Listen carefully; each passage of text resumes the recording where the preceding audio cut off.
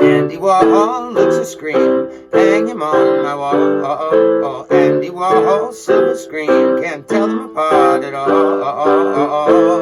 Hi, I'm Billy Hough, and this is Things You Should Know. That song is Andy Warhol by David Bowie from his album Hunky Dory, 1971.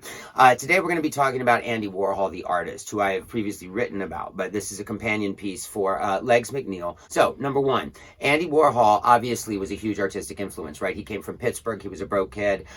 He came and started becoming an illustrator, drawing shoes and cats and even like jazz records and stuff, highly stylized. He's most famous, of course, for pop art, you know, the reproduction of Campbell's soup cans and Brillo boxes and the reproductions of, say, like a Marilyn Monroe face. But what he would do is he would screen print them imperfectly. He would mismatch the colors. Or in something like, you know, his disaster photos, like race riots and car crashes, he would repeat the image so many times, and he was trying to tell us something about consumer culture while he was also benefiting off of it. What's more important, though, is that Andy Warhol influenced almost every single one of the other arts, and that's what I want to focus on today. Number one, music. The Velvet fucking Underground. Andy Warhol produced the Velvet Underground. He found them at the Cafe Bazaar because Billy Name took him to see a show there. And the Velvet Underground, which really was the beginning of the whole underground music scene and everything cool and people being, you know, experimental, was basically not have come to us necessarily without Andy Warhol's participation.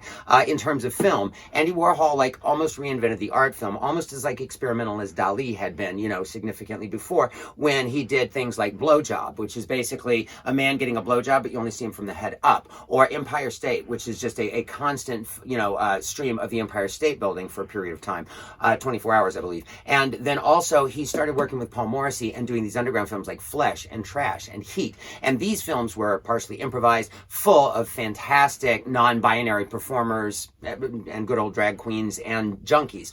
Joe D'Alessandro, Candy Darling, Hollywood Lawn, the list goes on and on and on. But the entire like beginning of like the underground movie scene also can be traced very significantly back to both of those innovations. In terms of literature, he wrote something called a novel, which is crazy experimental. It basically was all of the people sitting around his factory, which is what he called the giant building where he had all of these people kind of milling about consistently, on speed, talking constantly. And they recorded all of their conversations and transcribed them. That's a novel. Andy really is one of those people that influenced so much that we can't completely escape the fact that we may be living exactly in the universe Andy either predicted or he built for us.